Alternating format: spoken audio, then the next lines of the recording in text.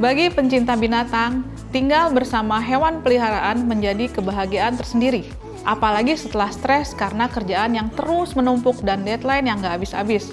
Kalau udah begini biasanya setelah pulang bermain dengan Anabul pasti menjadi hiburan tersendiri. Namun, sekarang kita mesti hati-hati nih, karena virus rabies sedang menghantui Indonesia. Virus ini zoonosis loh, bukan hanya membahayakan Anabul kita, tapi juga membahayakan pemiliknya. Bahkan sampai menyebabkan kematian. Dengan bahaya seperti itu, sebenarnya apa sih rabies?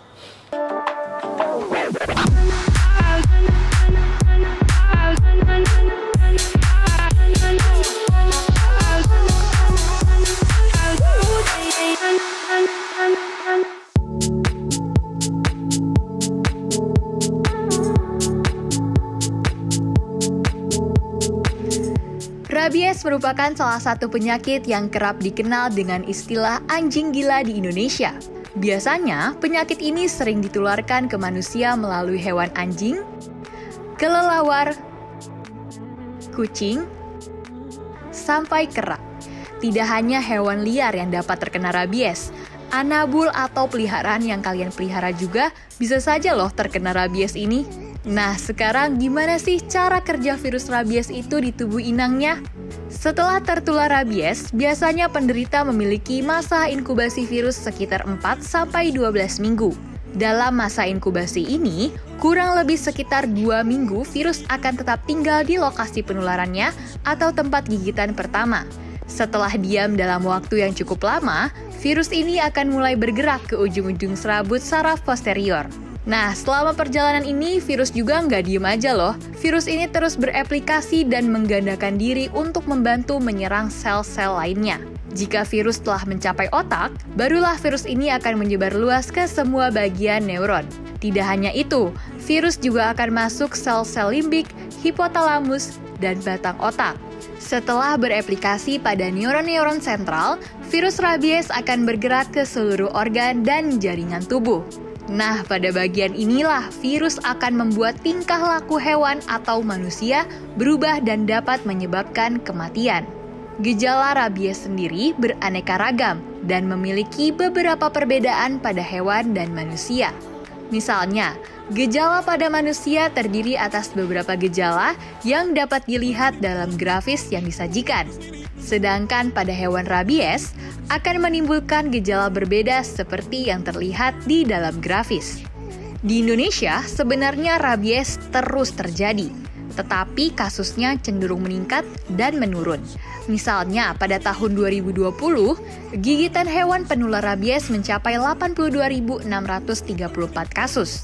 Pada 2021, mencapai 57.257 kasus. Pada tahun 2022, jumlah ini meningkat menjadi 104.229 dan mengalami perubahan pada Januari sampai dengan April 2023 sejumlah 31.113 kasus. Beberapa provinsi yang menjadi penyumbang terbesar kasus gigitan rabies ini ialah Bali, Nusa Tenggara Timur, Sulawesi Selatan, Sumatera Utara, Sulawesi Utara, Sumatera Barat, Kalimantan Barat, Sulawesi Tengah, dan Sumatera Selatan. Dengan melihat luasnya penyebaran penyakit rabies, menimbulkan pertanyaan. Sebenarnya bisa nggak sih rabies dicegah pada hewannya terlebih dahulu? Bisa. Kalian yang sayang dengan Anabul kalian mungkin dapat melakukan vaksinasi rabies, menghindari kontak hewan peliharaan dengan hewan liar, tutup semua celah lubang di rumah yang bisa dijadikan sarang hewan liar, dan dapatkan vaksinasi rabies bagi kalian pemilik hewan peliharaan tersebut. Kalau sudah tergigit hewan yang rabies, kalian juga bisa dapat melakukan beberapa langkah berikut ini. Mulai dari menghentikan bagian luka yang mengalami pendarahan dengan memberikan penekanan dengan kasa steril, membersihkan luka bekas gigitan atau cakaran, mengoleskan cairan antiseptik, dan menghubungi pihak rumah sakit agar segera mendapatkan penanganan. Penyakit rabies memang bukan penyakit yang dapat dianggap remeh. Salah dan telat sedikit, kematian bisa saja menghampiri. Penyakit ini juga mungkin menjadi mimpi buruk bagi para pencinta hewan, terutama yang memiliki hewan peliharaannya di rumah. Bagaimana tidak, Jika hewan sudah terkena rabies, mau tidak mau, pemilik hewan peliharaan tersebut harus siap berpisah dengan peliharaannya. Karena bahayanya dampak rabies, ada baiknya dari sekarang segera lakukan vaksinasi rabies untuk peliharaan dan kita sendiri.